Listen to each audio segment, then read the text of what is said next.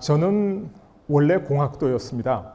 그런데 제가 청년 시절 석유 위기가 터졌습니다. 그래서 제가 내가 석유 위기를 해결하는 공부를 했으면 좋겠다. 그래야 되겠다. 이런 생각을 하고 미국, 영국 이렇게 선진국의 108개 대학에 제가 편지를 보냈습니다. 우리나라는 인구 밀도는 세계에서 제일 높아서 식량도 자급하지 못하는데 석유는 한 방울도 나오지 않는다. 그리고 국민소득은 1,000불 정도밖에 안 되는 가난한 나라인데 석유 위기를 해결하는 공부를 하고 싶다. 이렇게 편지를 보냈더니 답장이 34통이 왔는데 대부분 I am sorry로 시작해서 good luck로 끝나는 우리는 그런 프로그램이 없지만 행운을 빈다. 이런 답장이 왔는데 몇 군데서 와서 자원경제학을 공부해보면 어떠냐. 땅에 석유가 안 나는데 석유공학을 공부한다고 석유를 해결할 수 있는 게 아니니까 석유를 세계에서 잘 사다가 활용하고 쓸 수 있는 그런 공부를 하면 어떠냐. 이런 제안이 와서 제가 미국 유학 가서 전공을 공학에서 경제학으로 바꾸고 그리고 자원경제학 그중에서도 특히 석유, 에너지 이런 쪽을 공부를 했습니다. 그런데 한참 공부를 하다 보니까 영국의 산업혁명과 영국의 석탄 연구를 하다 보면 그 영국의 석탄 연구가 바로 영국의 산업혁명 연구였어요. 그리고 미국의 석유 에너지 이걸 공부하다 보면 그게 바로 미국의 산업혁명 연구였어요. 그래서 제가 공부하던 자원 에너지가 결국은 국가발전 원리, 산업혁명과 관계된 공부구나. 그래서 제가 공부 분야가 석유 에너지에서부터 점점 산업혁명과 국가발전 쪽으로 옮겨오게 됐습니다. 그래서 제가 오늘 여러분께 국가발전과 국민행복을 위한 국가전략 이런 제목으로 지금부터 약 50분간 1시간 정도 말씀드릴까 생각을 합니다. 오늘 제가 드릴 말씀을 여러분들이 아주 잘 기억하시도록 하기 위해서 짤막짤막한 에피소드 5개로 나누어 봤습니다.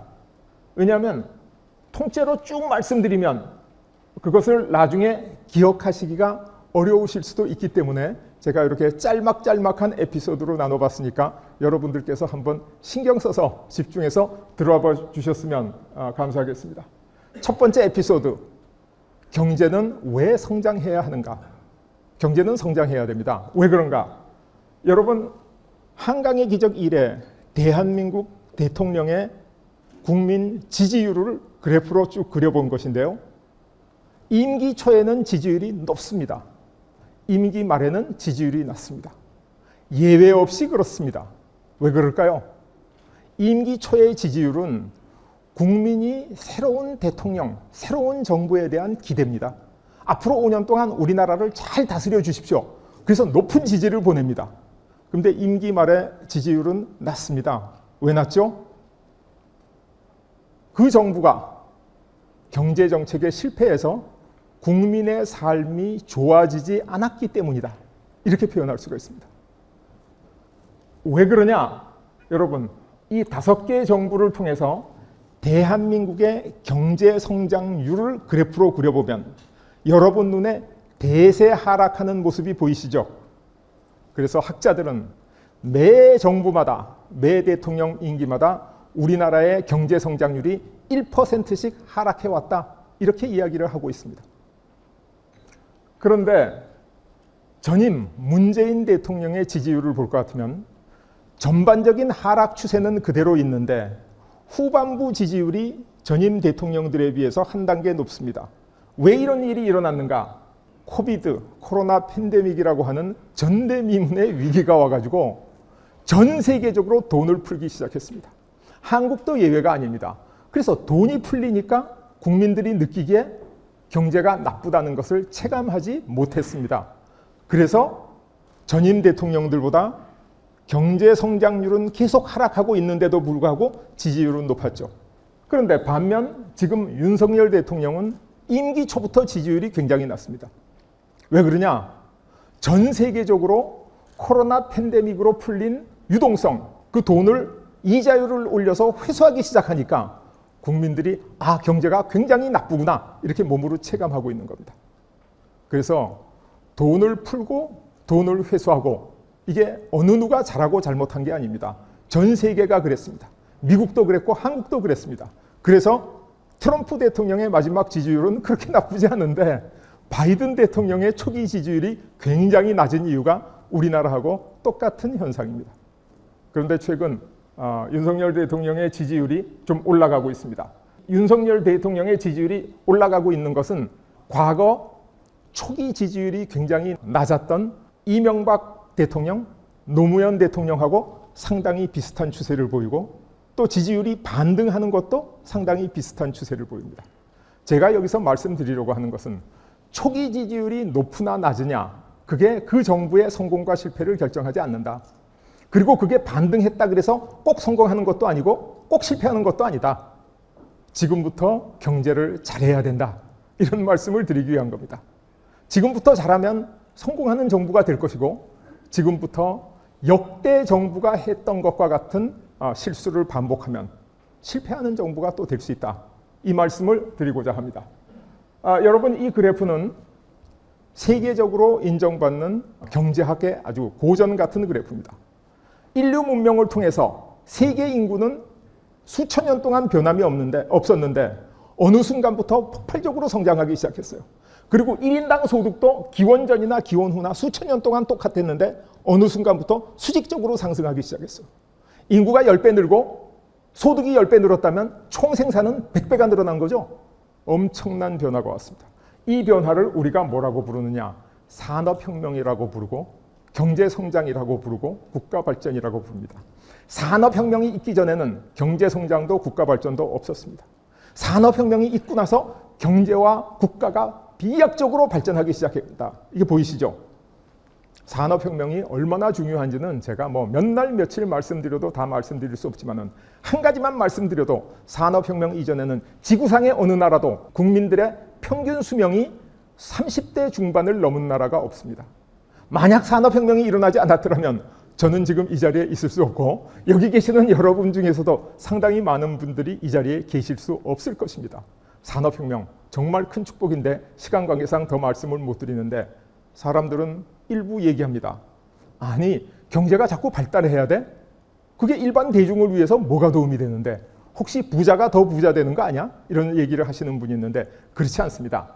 산업혁명이 일어나기 전에는 절대 빈곤율, 헐벗고 굶주린 사람의 비율이 90%가 넘은 적이 있습니다. 그런데 산업혁명이 점점 진행되면서 헐벗고 굶주린 사람의 비율이 줄어듭니다. 그래서 현재 어느 정도냐? 전 세계적으로 헐벗고 굶주린 사람의 비율은 10% 이하로 줄어들었습니다. 산업혁명, 이게 진짜 축복입니다. 부자들을 위한 축복이 아니라 대중을 위한, 일반 서민을 위한 축복이다. 왜? 절대 빈곤이 없어졌으니까 그렇게 말씀드릴 수 있죠. 자, 그래서 이게 왜 그러냐?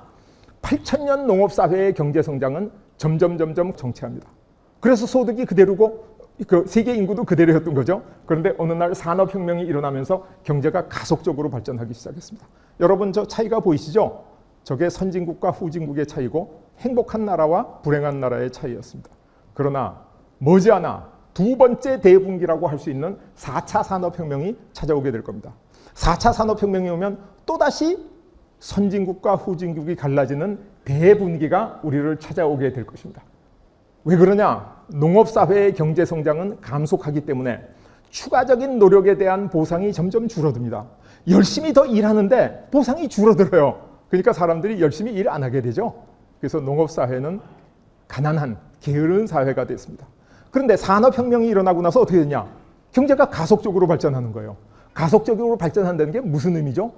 추가적인 노력에 대한 보상이 점점 커진다는 얘기입니다. 그러니까 사람들이 전부 열심히 일하게 된 거예요. 이걸 근면혁명이라고 부릅니다. 그래서 이제 경제가 풍요해지고 많은 나라가 선진화되고 아주 잘 살게 됐습니다. 앞으로 4차 산업혁명이 진행되면 지식기반 사회, 지식산업사회에서는 경제가 엄청난 속도로, 광속으로, 기하급수적으로 발전하게 됩니다. 놀라운 세상이 우리를 기다리고 있습니다. 그런데 어떤 분들은 아니, 경제가 꼭 저렇게 발전해야 돼? 지금 있는 것만 오손도손 잘 갈라서 분배만 잘하면 잘 살 수 있는 거 아니야? 이렇게 오해하고 착각하시는 분이 있습니다. 그런데 여러분, 팬데믹이 오기 전에 유행했던 얘기가 뭐죠? 3포 세대, 5포 세대, 7포 세대, 젊은이들의 슬픔입니다. 그리고 우리나라의 노인 빈곤율은 OECD 국가 중에서 단연 1위, 압도적인 1위입니다. 놀라셨죠? 우리나라 노인이 이렇게 가난한 줄. 대한민국 사람들의 자살률 OECD 국가 중에서 1위입니다. 특히 노인 자살률 독보적인 1위입니다. 한국인들이 이 세상보다 저 세상을 선호하게 됐다라고 표현하면 정말 가슴 아픈 일이죠. 거기다가 지금 출산율이 0.7대로 떨어져서 대한민국이 소멸해 가고 있습니다. 여러분 정말 아침부터 좋은 말씀을 들으려고 이 자리에 오신 분들한테 이런 가슴 아픈, 슬픈, 괴로운, 고통스러운 이야기를 하지 않을 수 없는 데 대해서 정말 죄송스럽게 생각하지만은 우리가 이 고통의 원인을 알아야 해결을 할 수가 있습니다. 그리고 우리가 행복해질 수 있습니다. 자, 이 원인이 이 3포 세대, 노인 빈곤, 자살공화국, 한국 소멸, 이 전체 원인이 뭔가? 왜 이렇게 됐을까? 그 이유는 경제가 성장하지 않아서입니다. 청년 실업자 교육해줄 돈이 없어요. 평균 수명은 늘어나는데 노인들을 구제해야 할, 노인들을 도와드릴 그럴 재원이 부족해요.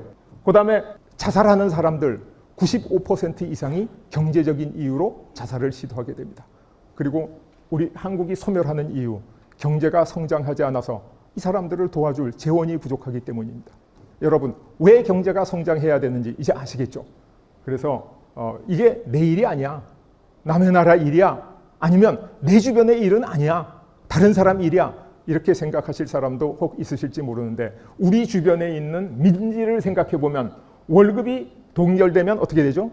아니, 월급이 작년하고 똑같이 준다는데 왜 불행해져? 불행해집니다. 왜? 월급이 오를 걸 기대했기 때문에. 그래서 월급이 조금 올라도 불행합니다. 왜? 기대만큼 안 오르기 때문에. 그래서 월급이 기대만큼 올라야 행복이 유지되는 겁니다. 무슨 말인지 아시겠어요? 민지 봉급이 20만 원 오르기를 기대했으면 20만 원 올려야지 그 전하고 지금하고 같은 행복 수준이 된다는 겁니다. 그럼 어떻게 해야 진짜 행복할 수 있느냐? 기대보다 봉급이 더 올라야 됩니다. 그래야지 행복할 수 있는 겁니다. 그러니까 경제는 성장해야 되고 그냥 성장하는 게 아니라 가속적으로 성장해야 됩니다. 그래서 경제 성장이 중요하다는 말씀이죠. 그래서 경제 성장은 기업의 성장으로 이루어지고 기업의 성장과 경제 성장은 정권의 성공이고 이게 바로 국민 행복이다. 이렇게 얘기할 수 있습니다. 자, 두 번째, 국가 발전의 기본 원리에 대해서 말씀드릴까 생각합니다.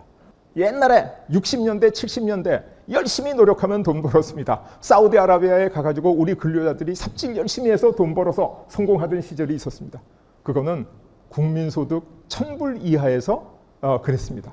지금 그렇지 않습니다. 지금 아무리 열심히 노력한다 그래서 국가가 발전하고 국민이 행복해지지 않습니다. 자, 그러면 어떻게 되냐? 모방해서 창조로 가야 된다. 상상력을 키워야 된다. 이런 강의도 하시고 이런 주장을 하시는 분들이 많아요. 자, 여러분 한번 실제 그런가 볼까요? 사람의 상상력은 정말 대단합니다. 어느 정도 대단하냐? 여러분 삼국지 다 읽어보셨죠? 제갈량의 모구유만 아시죠? 나무로 소하고 말을 만들어서 짐을 실어 놓으니까 뚜벅뚜벅 걸어가더라. 그게 모구유마 아니에요? 그런데 저게 실현이 됐습니다. 어떻게 실현되냐? 바로 기차로 실현이 됐습니다. 기차가 원래 석탄 실어 나르려고 만든 거거든요. 영국에서. 그래서 짐을 실어 놓으면 지가 갑니다. 사람이 밀지 않아도. 그 다음에 또 사람이 무슨 상상을 했냐? 축지법. 멀리 가는데 땅을 접어가지고 한 걸음에 100보를 가고 한 걸음에 10,000보를 간다. 거짓말 같은 얘기죠. 이런 상상 1000년 전에 했습니다. 근데 실제로 이게 이루어졌어요. 어떻게 이루어졌냐? 여러분 집에서 자동차에다가 발을 올려놓으면 직장에 가서 발을 내리잖아요. 수천 보를 그냥 간 거예요. 김포공항에서 트랩에 발을 올려놓으면 뉴욕공항에 가서 발을 내리잖아요. 이거 축지법 아니고 뭐겠습니까? 그래서 자동차나 비행기의 발명이 축지법입니다. 여러분 손오공 얘기 많이 아시죠? 자기 털을 하나 딱 뽑아주고 후 불면 손오공이 생긴다는 거예요. 이게 말이 되냐? 그랬는데 말이 됐습니다. 어떻게 되냐? 바로 줄기세포라는 게 바로 그런 거예요. 우리 몸에서 줄기세포 하나 뽑아가지고 그 줄기세포를 쫙 성장시키면 새로 그대로 우리 몸이 만들어지는 겁니다. 놀라운 일이죠.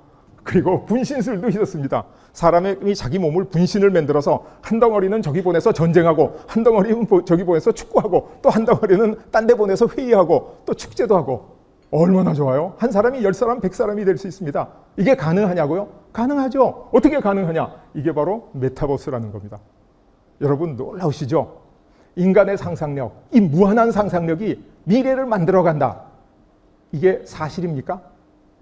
이거는 전혀 사실이 아닙니다. 왜 사실이 아니냐고요? 다 됐는데 이 모구유마 축지법 선호공 분신술 전부 어디서 나왔냐? 중국에서 나왔습니다. 그런데 실제로 기차, 비행기 다 어디서 나왔냐? 영국하고 미국하고 서양에서 나왔습니다. 왜 이런 상상을 한 사람이 기차를 만들고 비행기를 만들고 줄기세포를 만들지 못했는가? 여기 완전한 단절이 있는가? 그래서 꿈만 꾼다고 나라가 발전하는 게 아닙니다. 그러니까 국가 발전 원리에 대해서 이해가 부족하신 분들이 자기 상상력을 가지고 이렇게 하면 국가가 발전해요. 저렇게 하면 국가가 발전해요.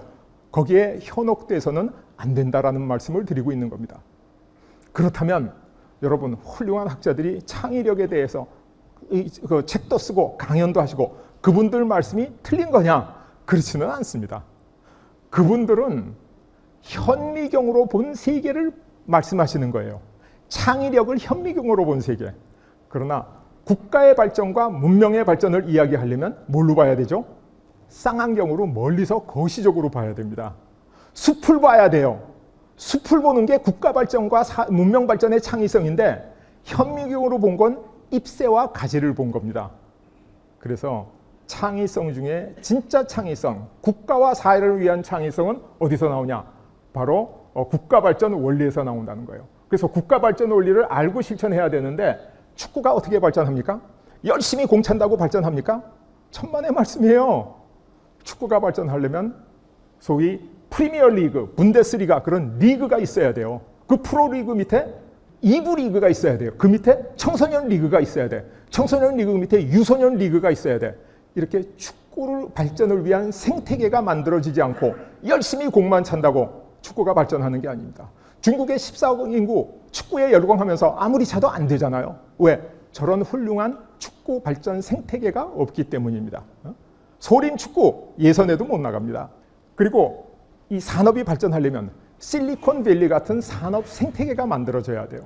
그냥 혼자 열심히 한다 그래가지고 어쩌다가 하나 성공 사례는 나올 수는 있어도 전체적으로 발전하지는 못합니다. 그래서 국가 발전 원리가 뭐냐? 국가 발전 원리를 제가 평생 이런 책으로 썼습니다. 그런데 이 길고 많은 책에 나와 있는 핵심 내용을 오늘 제가 딱 정리해가지고 앞으로 짧은 시간에 여러분께 말씀드리려고 하니까 여러분들이 지금부터 집중해서 들어주시면 제가 평생 공부한 그 핵심 원리를 다 이해하실 수 있게 됩니다. 자, 국가발전 원리 한마디로 말하면 뭐냐? 자유시장의 내생적 성장과 국가정책에 의한 외생적 성장이 국가발전 원리다. 자유시장에 의한 내생적 성장을 뭐라고 부르냐? 이윤 추구형 창의성이라고 부른다. 돈 벌기 위해서 열심히 일하는 거예요. 저게 아담 스미스가 얘기한 우리가 맛있는 음식을 먹을 수 있는 게 누가 우리를 위해서 자비로움을 베풀어서 음식을 만들어준 게 아니라 고깃간 주인은 돈 벌기 위해서 열심히 좋은 고기를 공급하고 빵집 주인은 돈 벌기 위해서 열심히 우리한테 맛있는 빵을 공급해서 돈을 버니까 우리가 맛있는 음식을 먹게 된다. 이게 바로 이윤 추구형 창의성입니다. 그리고 이것만 가지고는 안 됩니다. 목적지향적 국가정책적 창의성이 있어야 국가가 발전할 수 있다. 왜 그런지 뒤에 가서 설명드리겠습니다. 자, 그래서 국가 발전은 내생적 성장과 외생적 성장이다. 내생적 성장이 뭐냐? 내생적 성장이 자유시장에서 이윤 추구형 창의성이 뭐냐? 바로 시장에서 물건을 사고 팔면서 이윤을 축적하게 되면 소득이 늘어나고 자본이 축적됩니다. 그렇죠? 소득이 늘어나면 수요가 조금 증가합니다. 소득이 늘어나면 수요가 조금 증가합니다. 그런데 많이 증가하네요. 소득이 늘어난다고 밥을 하루에 4끼, 5끼 먹는 건 아니죠. 조금 더 먹겠죠. 그런데 자본이 기술 혁신으로 들어가가지고 신제품이 나오면 경제가 눈에 띄게 성장하게 됩니다. 쌀농사 지어서 먹고 살던 나라에서 어느 날 흑백 테레비를 만들었어요. 흑백 테레비 비싸게 팔리죠. 그래서 경제가 발전합니다. 근데 돈을 더 모아서 축적된 자본을 기술 혁신에 또 투자하면 칼라 테레비가 나옵니다. 칼라 테레비는 훨씬 더 비싸요. 경제가 발전합니다. 또 더 발전시키면 스마트 테레비가 나옵니다. 그럼 경제가 가속적으로 발전합니다. 여러분 아까 수천 년 동안 정체했던 경제가 왜 산업혁명을 기점으로 비약적으로 발전했는지 바로 이러한 원리 때문입니다. 무슨 말씀인지 아셨죠? 그런데 문제는 경제가 성장하는 속도는 점점 빨라진다. 선진국이 흑백 테레비 만들면 후진국하고 격차가 커지죠. 그럼 후진국도 우리도 흑백 테레비 만들겠다. 그러면 선발국은 지금 칼라 테레비 만들죠. 그럼 또 격차가 더 커지죠. 그래서 후발국이 우리도 칼라 테레비 만들겠다. 선진국은 이미 스마트 TV를 만들고 있어요. 격차가 점점 커지는 거예요. 그래서 이 자유경쟁 시장에서 확대 재생산에 의한 가속적인 성장, 내생적 성장은 국가 발전의 가장 기본적인 원리임에도 불구하고 한 가지 근본적인 문제점이 뭐냐 하면 선진국과 후진국의 격차가 점점 커진다는 거예요. 그러면 이 문제를 어떻게 해결해야 되냐? 이어서 말씀드리겠습니다.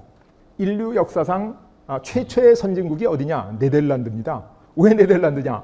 라인강이 북해로 흘러들어가는 강 어귀에 장사하기 좋은 지역에 사람들이 올망졸망 모여 살기 시작하면서 자생적으로 상권이 형성되고 도시가 형성돼서 7개 도시가 형성됐습니다.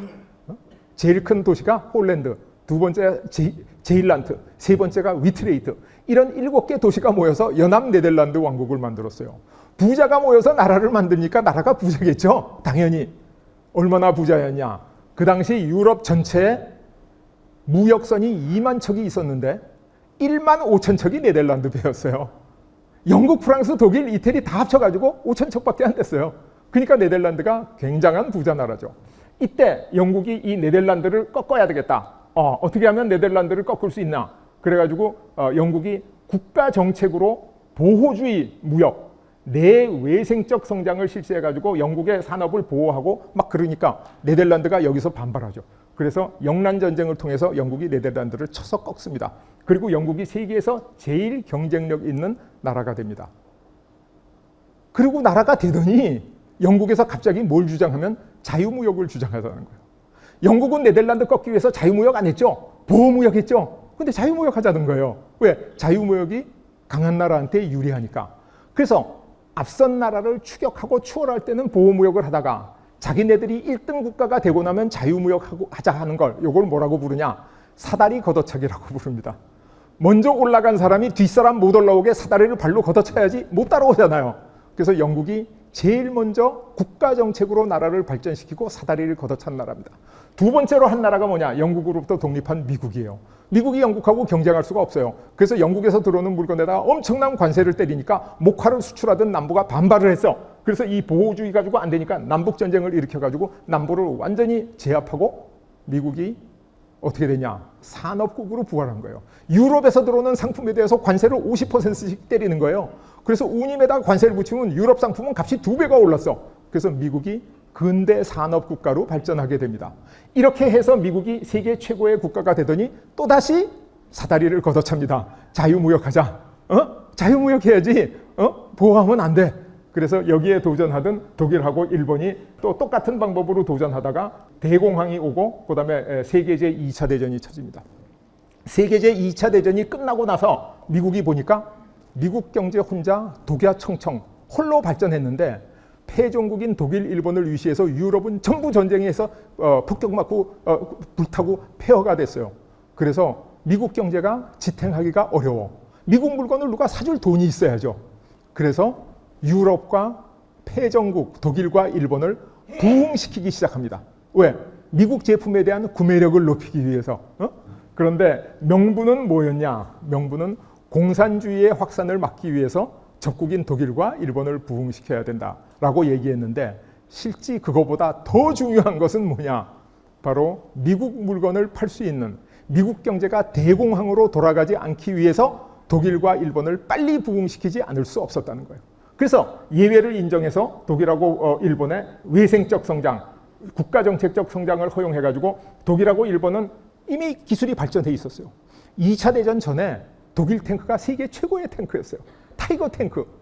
정말로 훌륭한 탱크였어요. 한때 비행기, 함재기, 항공모함에서 뜨는 함재기 중에 최고의 함재기 전투기가 일본의 제로센 영식 전투기라고 하는 거였습니다. 그래서 일본도 기술이 굉장히 발전한 나라예요. 그러니까 경제가 불탔던 공장을 새로 짓고 자본을 대주고 그러니까 금방 재건해가지고 현대 영국, 미국, 독일, 프랑스, 일본 이런 G7의 기본 권력이 갖추어진 겁니다. 그랬는데 가만히 보니까 독일하고 일본이 발전해가지고 싸구려 물건을 더 이상 안 만드는 거예요. 그러면 미국은 가난한 아이들, 흑인 아이들을 위해서 싸구려 물건이 수입돼야 되는데 2차 대전 직후에 열심히 일해서 싸구려 물건 만들던 독일하고 일본에 임금이 올라가지고 싸구려 물건을 더 이상 만들지 않는 겁니다. 그래서 한국하고 대만한테 기회가 왔습니다. 너희 한번 해볼래? 그래서 우리가 그때 대한민국에 기업다운 기업이 없었기 때문에 어떤 제품도 만들어서 수출할 수가 없었어요. 그래서 국가 정책적으로 기업에 특혜를 줘가지고 기업들을 키우기 시작합니다. 왜 키워요? 수출해야 되니까. 그래야 국가가 발전하지 농사만 지어가지고는 발전할 수 없잖아요.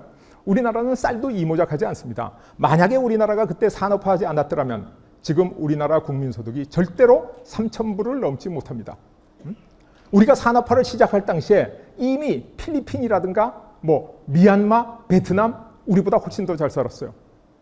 우리는 더 가난한 나라였어요. 그래서 우리가 산업화를 해가지고 경제가 비약적으로 발전하게 됩니다.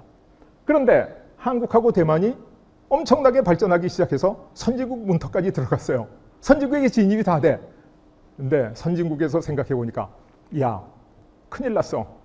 선진국 열차는 10,000원이야. 더 타면 탈선할지도 몰라. 선진국끼리 경쟁이 너무 치열해. 그래서 선진국들이 모여가지고 만든 국제규범 제도가 뭐냐면 WTO 체제라는 겁니다. 자유무역만 해. 내생적 성장만 해. 국가 정책에 의한 외생적 성장은 불법이야. 국제적으로. 안 돼. 막은 거예요. 이게 뭐죠? 영국이 처음 했던 사다리 걷어차기, 미국이 그 다음 했던 사다리 걷어차기, 이것을 국제규범화하고 제도화해가지고 선진국 그룹이 전체적으로 사다리 걷어차기를 시도한 겁니다. 그래서 어떻게 됐죠? 대만하고 한국 경제는 중진국의 함정에 빠집니다. 무슨 말인지 아시겠어요? 우리나라가 중진국의 함정에 빠진 이유는 두 가지 있습니다. 내적인 이유, 외적인 이유. 오늘 지금 외적인 이유를 말씀드리고 있는 겁니다. WTO 체제, 사다리 걷어차기, 선진국이 더 이상 선진국 되지 마라. 선진국 그룹이 10,000원이다. 바로 이게 이 당시에 WTO 체제의 가장 근본적인 원인이다. 그런데 한국하고 대만도 경제가 발전했죠. 우리나라 과거에 수출하던 게 뭐예요? 그 근루 냄새 나는 운동화, 그거 굉장히 중노동입니다. 싸구려 추리닝, 와이셔츠, 봉제품, 이거 우리나라 임금이 올라가서 더 못합니다. 대만도 임금이 올라가서 더 못해요. 그러니까 세계 무역의 균형이 흩어지게 되죠. 그래서 미국이라든가 선진국이 생각해낸 게 인구가 14억이나 되는 중국을 WTO에 예외 규정을 둬서 WTO에 끌어들이면 싸구려 물건을 많이 만들어서 전 세계에 공급할 거다. 그렇게 됐습니다. 그래서 중국이 아주 값싼 물건을 값싼 노동력으로 만들어가지고 전 세계에 공급하니까 전 세계 경제가 인플레이션이 없는 건실한 성장을 쭉 해올 수 있었던 겁니다. 근데 문제가 생겼어요. 중국은 지금 1인당 소득이 1만 불 정도로 개도국 수준이지만은 인구가 워낙 많다 보니까 총량적으로 G1, 소위 세계 패권국이라는 미국 경제에 또 미국의 군사력, 안보력 여기에 도전하게 된 거죠. 그래서 미중 패권 경쟁이 시작된 겁니다. 이제 국제정세 다 아셨죠? 여러분들이 일반인들이 이 이상 자세한 국제정세를 꼭 알 필요는 없습니다. 이게 현실입니다. 물론 미중 패권 전쟁에서 미국이 지금 무리하게 중국을 압박하고 있는지 중국이 미국이 얘기하는 일반적인 보편적인 국제규범을 어기고 레드라인을 넘었는지는 이 자리에서 논외로 하겠습니다. 시간 관계상. 그러나 이게 우리나라의 현실이다. 그리고 이게 뭐냐? 바로 국가정책으로 경제를 더 빨리 가속시킨 외생적 혁신입니다. 인류 문명사를 되돌아보건대 제일 먼저 산업화한 영국, 프랑스 이런 유럽 국가들은 내생적 혁신, 자유시장을 가지고 선진국으로 발전했어요. 그러나 뒤늦게 선진국을 추격하고 추월해서 선진국이 된 성공한 사례는 내생적 성장, 자유시장만 가지고 성공한 적은 단 한 번도 없습니다. 국가정책에 의해서 성공했다. 바로 영국이 그랬고 미국이 그랬고 독일이 그랬고 일본이 그랬고 한국이 그랬고 대만이 그랬고 지금 중국도 이 국가정책으로 지금 약진하고 있다. 이렇게 생각할 수 있습니다. 어떤 분들은 홍콩 자유경제로 했잖아. 맞습니다. 홍콩은. 근데 홍콩은 국가가 아니에요. 도시예요. 그러니까 이 도시 경제는 그렇게 할 수 있지만 네이션 스테이트, 국가 경제는 그렇게 할 수 없다. 그래서 우리가 얘기하는 국가 정책, 외생적 성장, 목적지향적 창의성, 이게 얼마나 중요하냐. 그래서 자유시장의 내생적 성장과 국가 정책에 의한 외생적 성장, 이 두 개가 합쳐서 국가를 발전시킨다. 여러분, 제가 지금까지 평생을 바쳐서 공부한 핵심 내용이 이겁니다. 여러분이 이 사실을 아시거든 어디 가서 나는 국가 발전 원리를 아는 사람이야 이렇게 말씀하셔도 아무 상관없습니다. 왜? 여러분만큼 아는 사람이 지금 세상에 없기 때문이에요. 그래서 결론을 말씀드릴 것 같으면 선발국과 후발국 보면 발전 원리는 자유시장과 산업정책이다. 이걸 다른 말로 선장 형체는 내생적과 외생적이다. 창의성으로 따지면 이윤추구형 창의성과 목적지향적 창의성이다. 그래서 이 외생적 성장, 이 부분을 세상 사람들이 가장 모르고 있는 부분입니다. 자유시장 원리는 되게 알아요. 아담 스미스의 국부론도 읽었어. 그런데 이 목적지향적 창의성, 여기서 나오는 외생적 성장, 이걸 모른다는 거죠. 자, 그럼 세 번째 에피소드, 국가 안보와 국민 행복에 대해서 말씀드리겠습니다. 우리나라는 4강 사이에 놓여 있습니다. 그리고 대한제국 시절에 고종 황제가 조미수호 통상조약을 체결했습니다. 조미수호 통상조약에 의하면 한 나라가 침략을 받으면 다른 나라가 도와준다. 야, 잘됐다. 조선의 독립을 미국이 보장해 줄 것이다. 이렇게 생각했죠. 그런데 이게 동상이몽이 됐습니다. 왜 그렇게 되냐? 초대 조선 주재 미국 대산대, 그 당시에는 특명정권공사라고 불렀어요.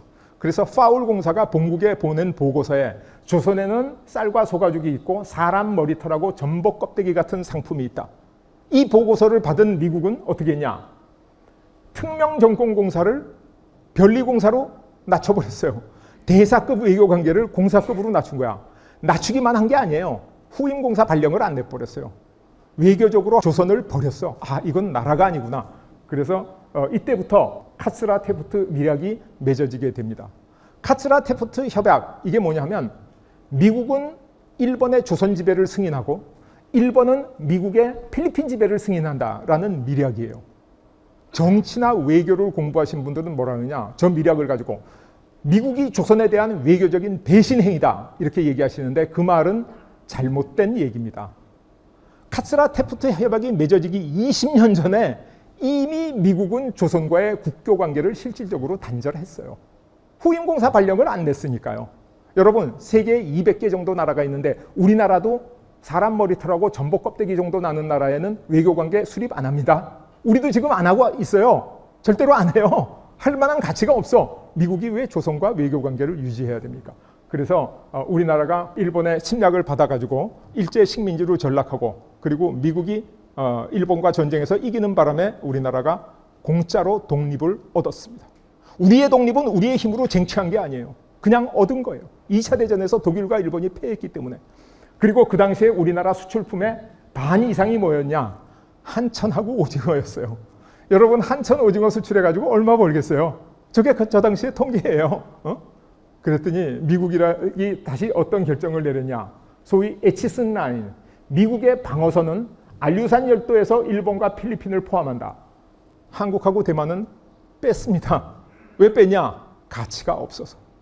가치가 없어서. 이 소식이 세상에 퍼지자 바로 북괴가 남침을 결행하게 됩니다. 왜? 미국의 방위선에 빠져 있으니까. 그래서 소위 한국 전쟁이 터져서 지금 우크라이나 전쟁에 비해서 훨씬 3배 이상 긴 정말 피나는 정말 고통스러운 전쟁을 거쳤습니다. 전쟁이 끝나고 한미 상호 방위 조약이 체결됩니다. 조미수호 통상조약하고 뭐가 다르냐? 한 가지 근본적으로 다른 점이 양국은 미국의 육해 공군을 대한민국에 주둔시킨다. 그래서 우리나라는 미 유엔군 사령부, 한미 연합사령부, 주한미군 사령부, 예하 미 육군 8군, 미 공군 7군 등 28,500명이 현재 이 한반도에 상주하고 있습니다. 이 미군들의 한국 주둔을 기반으로 전쟁 억지력이 발휘돼서 70년 동안 한반도가 평화를 유지하고 그 평화를 기반으로 우리가 발전시킨 게 한강의 기적입니다. 한강의 기적은 눈으로 보는 껍데기 기적이 아니에요. 우리가 반도체 세계 1위, 조선 세계 1위, 자동차 5대 수출국, 석유, 화학, 기계, 가전, 우리나라는 명실공히 선진국 문턱에 들어가는 이런 나라가 됐습니다. 놀라운 거죠. 물론 그 이유는 대한민국 국민이 명석하고 대한민국 사람들이 열심히 노력했고 대한민국 근로자들이 땀 흘려 일했고 대한민국의 정책인들이 관료들이 좋은 정책을 썼고 이 모든 대한민국 국민들이 합심해서 이루어낸 성과입니다. 그런데 현재 이까지예요. 이까지가 어느 까지냐? 지난번 미국 대통령 트럼프가 주한미군 철수하겠다는 거예요. 주한미군 주둔비 1조 원에서 5조 원으로 5배 안 올려주면 미군 빼가겠다는 거예요. 그래서 실제로 미군 가족들을 아주 외국으로 다 전쟁 나면 가족이 다치니까 소개시킬 계획까지 다 하고 있었어요. 이거는 뭐 당시 국방장관의 회고록에도 다 나와 있는 얘기입니다. 그러니까 지금 우리가 발전할 수 있는 이 단계, 우리가 성취한 이 성공이 안보를 확실히 보장받기 위해서 충분하냐? 충분하지는 않다는 거예요. 그런데 바이든 대통령이 되면서 중국을 포위해서 반도체로 중국을 압박하기 위해서 새로운 변화가 생겼습니다. 그것을 뭐라 그러냐? 치포 동맹 이렇게 부르죠. 미국이 일본과 한국과 대만을 엮어서 치포 동맹을 만들겠다. 이 얘기는 뭐죠? 미국의 방위선 안에, 방어선 안에 한국하고 대만이 들어가 있다는 겁니다. 한국하고 대만이 왜 들어갔어? 옛날에 사람 머리털하고 전복 껍데기 낼 때는 외교 관계도 단절했고 한천하고 오징어 수출할 때는 방위선에서 빼버렸는데 지금 왜 집어넣었어? 그 이유는 한국의 D램 메모리 반도체와 대만의 TSMC 이것 때문이죠. 그래서 우리가 우리의 안전을 보장받았습니다. 현재 대한민국의 안전에 가장 큰 기여는 뭐냐? 바로 대한민국의 D램 메모리 반도체다. 이렇게 생각하면 돼요. 근데 지금 뭘 하고 있냐? 미국에서는 대만하고 한국한테 다 미국에 투자하라는 거예요. 저 공장 미국에 지으라는 거예요. 안 지을 수 없어요. 안 지으면 차별을 받으니까. 그래서 우리가 짓기 시작해요. 그럼 한국과 대만의 상대적 중요성이 줄어들겠죠? 줄어들면 어떻게 되죠? 위험해집니다. 그죠? 그래서 우리가 해야 될 일은 뭐냐? 바로 우리가 4차 산업혁명을 통해서 우리가 그 격차를 벌려가서 이걸 초격차를 만들어 가야 된다. 우리가 가지고 있는 반도체 공장 미국에 지으면 우리나라에서는 더 좋은 반도체를 연구 개발해가지고 또 만들고 초격차를 만들어서 앞으로 나가지 않으면 우리의 국민의 행복과 대한민국의 안전이 보장받을 수가 없다. 그렇기 때문에 우리가 초격차로 나가야 된다. 그래서 결론은 뭐냐면 기업과 기술이 국가 안보이고 국민 행복이다. 4차 산업혁명은 민족사적 기회다. 이렇게 얘기할 수 있습니다. 정말 중요한 겁니다. 자, 그럼 다음 에피소드 강소국의 필승 전략으로 들어가도록 하겠습니다. 어떻게 해서 초격차를 만들어 갈 거며 어떻게 해서 우리나라를 발전시킨가? 그 방법이 뭔가? 그 말씀을 드리는 거죠. 농업사회는 경제성장이 감속합니다. 선발국과 후발국의 격차가 점점 줄어들어요. 그런데 산업사회는 경제성장이 가속합니다. 그러니까 선발국과 후발국의 격차가 점점 커져요. 그래서 산업사회에서는 빨리 시작하는 게 중요하고 더 빨리 앞으로 가는 게 중요하다. 그래서 첫째, 강소국의 전략, 선착의 효를 살려라. 빨리 더 빨리 전략. 근데 우리가 왜 빨리 가야 되냐? 여러분, 우리 사회의 법칙은 이 엄청난 대자연의 섭리 속에 있습니다. 이 자연의 법칙을 어기는 사회의 법칙은 성립될 수가 없습니다. 뉴턴의 운동 법칙, 제2법칙, 가속도의 법칙, 이게 뭐냐면 힘은 질량 곱하기 가속도다. 그러면 만약에 질량이 반이면 가속도를 2배 하면 힘이 똑같이 나오겠죠? 질량의 10분의 1이면 가속도를 10배 하면 똑같은 힘이 나오겠죠? 중국의 경제력은 우리의 10배쯤 됩니다. 우리가 중국하고 경쟁하려면 어떻게 해야 됩니까? 방법은 단 하나. 가속도를 10배로 올리면 중국하고 똑같은 힘을 낼 수 있습니다. 이게 바로 우리가 중국과 경쟁할 수 있는 유일한 방법입니다. 다른 방법이 없습니다. 그래서 산업사회는 빨리빨리 사회였는데 그 빨리빨리로 우리가 이만큼 발전했어요. 이제는 빨리 더 빨리로 가야 됩니다. 그래서 우리가 모든 것을 신속하게 먼저 앞서 나가야 된다. 이렇게 생각할 수 있습니다. 두 번째 전략, 잘하는 걸 더 잘하라. 이걸 초격차 전략이라고 부릅니다. 반도체라고 하는 것은 미국에서 제일 처음에 발명됐어요. 미국에서 개발됐어요. 반도체 설계 미국이 제일 잘해. 우리가 처음부터 반도체 설계하려고 그랬으면 우리는 지금도 삼류 설계 국가도 되지 못했을 거예요.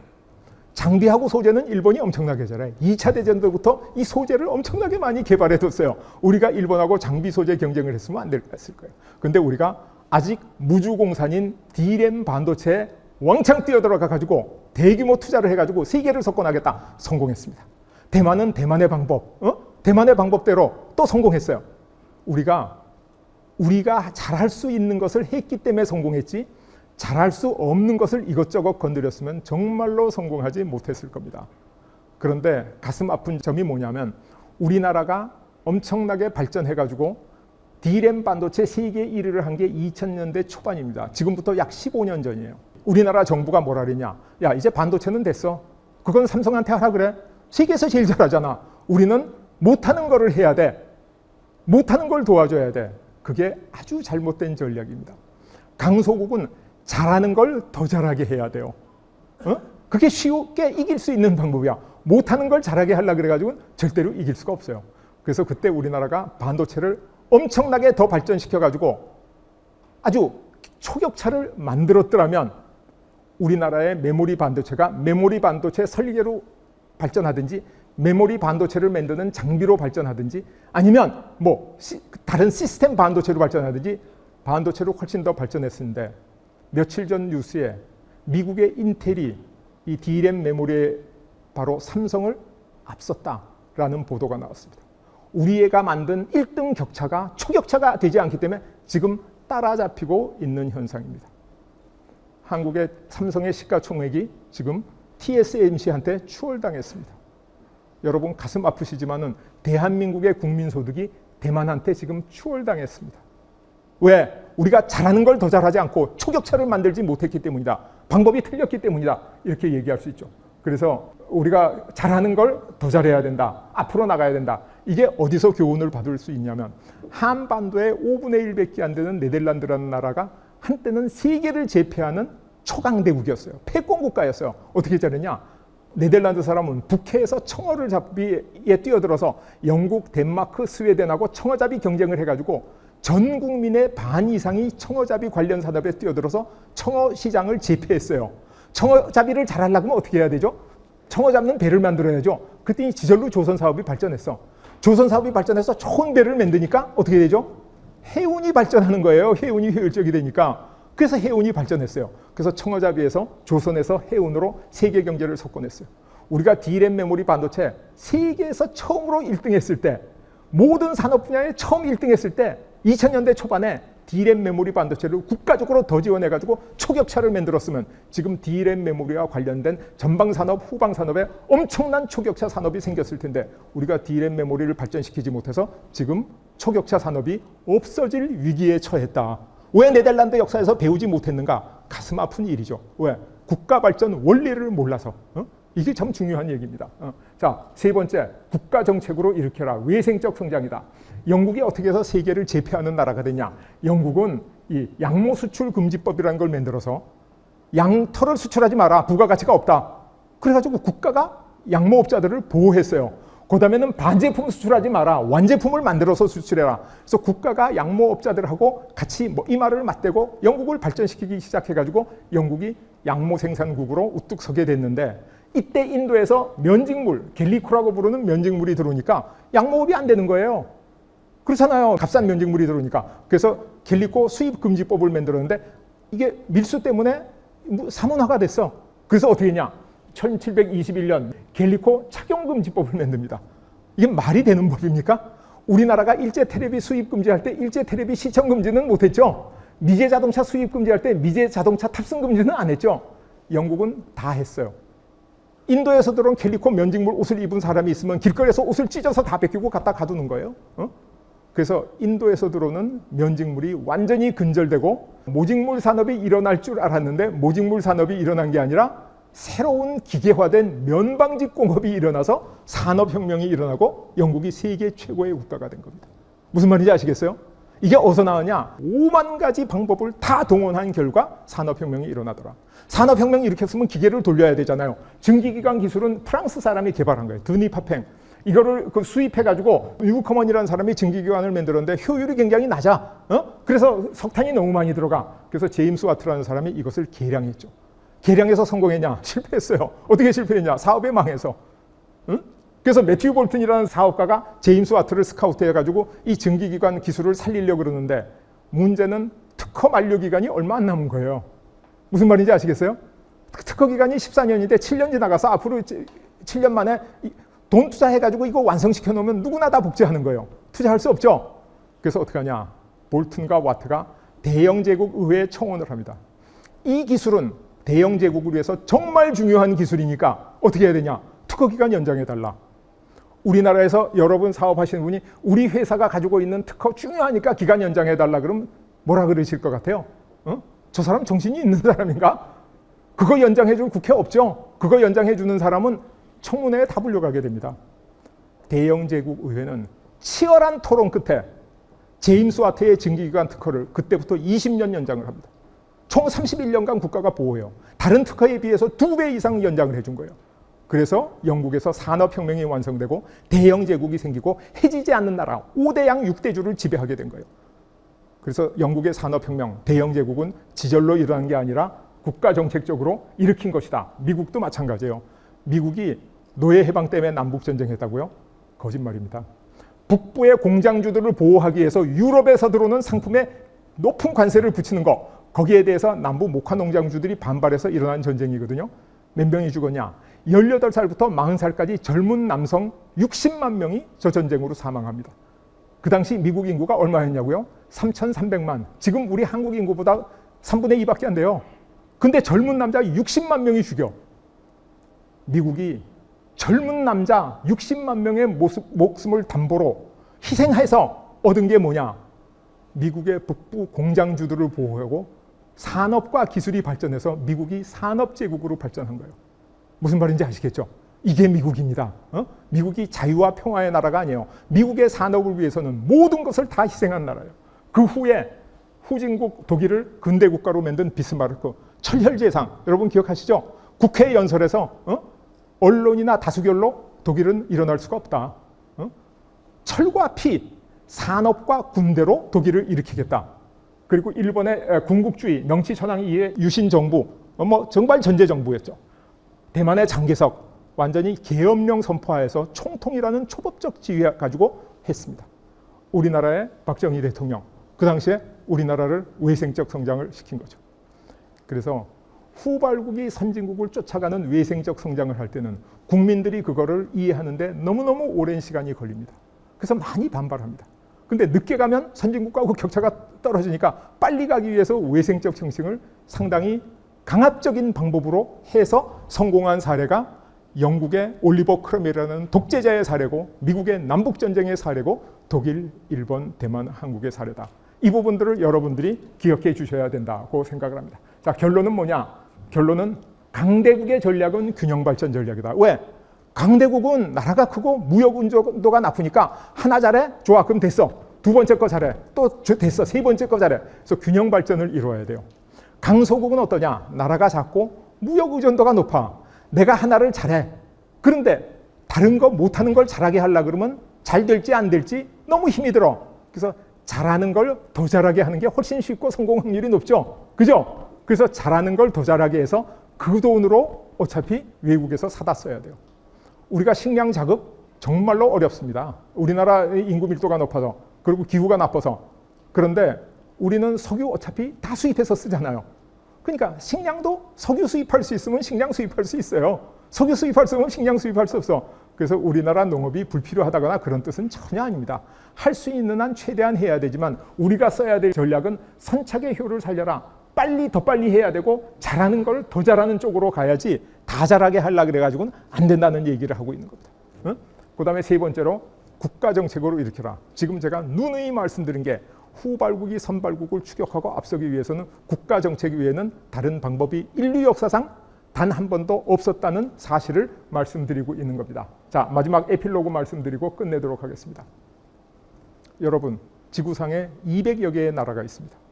유엔에 가입된 나라도 190개 정도 됩니다. 제가 미국 대학에 유학을 가서 진짜 유명 대학에 보니까 세계 각국에서 머리 좋은 영재 천재들 다 미국 유학 와 있어요. 걔네들 보니까 나보다 교육을 훨씬 더 잘 받았어. 고등학교는 영국에서 나오고 프랑스에서 나오고 세계 3개 국어를 줄줄 외우고 머리도 천재같이 좋고 그런 아이들이 남미에서 아랍에서 아프리카에서 인도에서 다 와 있어요. 근데 그 나라는 발전했냐? 발전하지 못했어요. 이상하죠? 세계 각국의 유명 대학으로 다 유학생을 보내서 공부했는데 왜 그 나라는 계속 후진국인가? 이상하지 않습니까? 여러분, 경제학과 중에서 제일 좋은 경제학과가 어디냐? 시카고 대학이라고 부릅니다. 물론 다른 데도 좋은 데 많지만 노벨상을 29개 배출한 학교가 경제학에서만, 전체적으로는 90개, 경제학에서 29개 배출한 나라가 시카고 대학이에요. 그래서 남미의 칠레가 지하자원이 굉장히 많은 나라입니다. 아주 좋은 나라예요. 초석하고 구리, 은 뭐 이런 게 밀도 굉장히 많이 생산되고. 그래서 시카고 대학의 경제학자들한테 학생들을 유학 보내고 경제학자를 모셔가지고 칠레 경제를 정말 발전시키려고 애를 썼던 사실을 시카고 보이스라고 부릅니다. 시카고의 경제 정책에 따라서 칠레를 발전시키려고 그랬는데 칠레 어떻게 됐죠? 폭망했습니다. 폭망했어요. 그리고 미국의 그 발전 원리, 이 자유시장, 이게 뭐냐면 선발국의 발전 원리죠. 내생적 성장이죠. 이걸 가지고 남미 국가들을 한번 발전시켜 보겠다 하는 그 계획을 워싱턴 컨센서스라고 부릅니다. 성공한 적 있습니까? 어느 나라가 성공했어요? 단 한 나라도 성공하지 못했습니다. 그 요번에 월드컵 우승한 아르헨티나 원래 선진국이었습니다. 영국하고 국민소득이 같았어요. 여러분 엄마 찾아 산말리라는 그 동화 보셨죠? 그거 원래 이탈리아에 사는 가난한 사람이 아르헨티나의 식모, 파출부로 가서 아들이 엄마 찾아가는 과정을 동화로 쓴 건데 그게 전 세계적으로 유통됐죠. 우리말로도 번안이 됐습니다. 그러니까 아르헨티나는 선진국이었죠. 그런데 지금 어떻게 됐죠? 완전한 후진국이 됐습니다. 왜 이런 일이 일어날까요? 왜 지구상에 200개 이상의 나라가 있는데 선진국은 몇 개 안 되고 다 후진국일까요? 왜 선진국에 유학 가서 다 배우는데 안 될까요? 그 이유는 선발국의 발전 원리와 후발국의 발전 원리가 똑같았으면 당연히 다 발전했겠죠. 이게 다르기 때문입니다. 선발국의 발전 원리는 후발국의 발전 원리하고 달라요. 이걸 모르기 때문에 국가가 발전하지 못하는 겁니다. 왜? 제가 미국에 학생으로 2개 대학, 교수로 2개 대학을 거쳤는데 그 4개 대학에서 단 한 군데서도 후발국의 발전 원리를 가르치거나 연구하는 대학이 없었습니다. 선진국한테는 그게 필요 없으니까 안 하는 거예요. 선진국 대학을 후진국을 위해서 만든 게 아니죠. 자기 나라를 위해서 만든 거죠. 선진국을 위해서 만든 겁니다. 그래서 후발국의 발전 원리, 국가 정책에 의한 외생적 성장 아무도 가르치지 않습니다. 그래서 미국 유학 갔다 온 게 중요한 게 아니에요. 세계에 석학이 중요한 게 아니에요. 후발국의 발전 원리를 아는 게 중요하다는 거예요. 여러분, 우리나라의 지난 5개의 정부를 통해서 경제 성장률이 매 정부, 매 대통령의 임기마다 1%씩 대세 하락을 지속해 왔습니다. 여러분, 이명박 박근혜 10년 보수 정부가 문재인 진보 후보한테 500만 표 차이로 이상으로 정권을 빼앗긴 것, 왜 그렇게 했어요? 경제 정책에 실패했기 때문이다. 살기 좋아졌으면 국민들이 정권 교체를 시도하지 않았죠. 그럼 그 전에 김대중, 노무현 우리나라를 진보적으로 열심히 다스렸는데 왜 이명박 후보한테 500만 표 차로 정권을 뺏겼어요? 경제 정책의 실패 때문입니다. 뭐가 실패냐고요? 우리나라의 과거의 보수는 내생적 성장, 자유경쟁은 압니다. 그러나 외생적 성장, 국가 정책적인 발전은 몰랐기 때문이에요. 그럼 우리나라의 진보 정부들은 왜 실패했냐고요? 외생적 성장하고 외생적 복지를 혼동한 겁니다. 외생적 성장은 외생적 복지가 아닙니다. 그래서 제가 말씀드리는 게 뭐냐면 국가 발전의 원리는 자유시장에 의한 내생적 성장과 국가 정책에 의한 외생적 성장, 이건데 이거를 아는 사람이 우리나라의 보수 정부에도 우리나라의 진보 정부에도 없었기 때문이다. 이렇게 단언할 수가 있어요. 중요한 것은 내생적 성장, 그보다도 외생적 성장, 이게 중요하다는 거죠. 왜? 우리가 선진국을 추격해야 되니까. 자, 제가 이제 강의를 거의 마쳐야 되는데 어떤 분들은 제가 이 강의를 하면 아니, 국가가 이 국민들을 행복하게 하려면 복지를 잘해야 되는데 왜 성장 얘기만 하고 복지 얘기를 하지 않습니까? 이런 질문을 하시는 분이 있는데 저는 경제학자로서 복지가 국가 정책 중에 가장 중요한 핵심 정책이라고 생각하는 사람입니다. 그래서 저는 뭐라고 주장하냐? 최대한의 복지가 아니면 올바른 복지가 아니다. 복지는 항상 할 수 있는 최대한으로 하는 거다. 그래서 저는 복지를 연구하는 사람은 아니지만은 복지를 가장 중요시 여기고 국민 행복을 가장 우선하는 국가 발전론자, 경제 성장론자인데 왜 성장을 얘기할 수밖에 없느냐? 이 복지는 최대한의 복지를 해야 되지만은 지속 가능하지 않은 복지는 복지가 아니고 포퓰리즘입니다. 지속 가능하지 않은 복지는 우리 자식한테 부담을 줘서 우리 자식의 이름으로 돈을 빌려서 내가 쓰겠다는 거예요.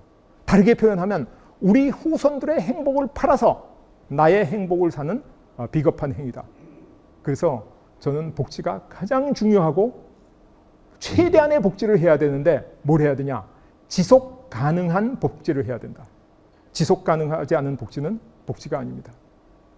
마지막으로 말씀드릴 것은 우리나라는 인류 역사상 가장 단기간에 산업화를 가장 효율적으로 성공적으로 성취한 나라로 인류 경제사에 기록이 되어 있습니다.